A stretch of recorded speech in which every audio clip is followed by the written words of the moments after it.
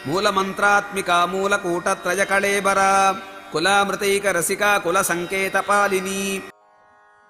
మూల మంత్రాత్మిక మూలమంత్రమైన పంచదశాక్షరీ మంత్రమే ఆత్మస్వరూపముగా గలది. పంచదశాక్షరీ మంత్రాన్నే మూలమంత్రము అంటారు. అన్ని మంత్రాలు ఈ పంచదశి మంత్రానికి అంగమంత్రాలే. క, ఏ, ఈ, ల, హ్రీం. హ, స, క, హ, ల, హ్రీం.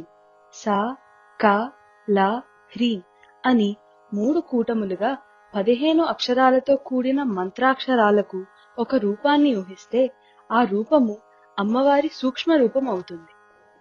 మూల కూటత్రయ కళేబర మూలమంత్రము యొక్క కూటత్రయమును తన శరీరముగా గలది.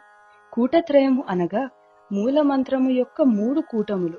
అవే క, ఏ, ఈ, ల, హ్రీం.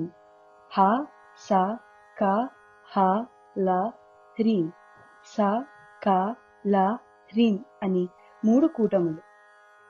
బీజాక్షరాల సమూహమైన అమ్మవారి సూక్ష్మ శరీరము, స్థూల శరీరము ఒకటే అని ధ్యానించాలి. అప్పుడు మంత్రదేవత అయిన అమ్మవారి అనుగ్రహం లభిస్తుంది. కులామృతైక రసిక కులమునకు సంబంధించిన అమృతములో మిక్కిలి ఆసక్తి కలది. కులం అనే పదానికి చాలా అర్థాలు ఉన్నాయి. 1. కు అంటే కువలయం, అంటే భూమి లేదా పృథ్వీ. లా అంటే లయం చెందునది. పృథ్వీతత్వం లయం అయ్యే చోటు మూలాధార చక్రం. 2. ఈ మూలాధార చక్ర సంబంధించిన సుషుమ్నా మార్గాన్ని కూడా కులం అంటారు. 3. సహస్రారంలో ఉండే సహస్రదళ పద్మాన్ని కుల పద్మం అంటారు.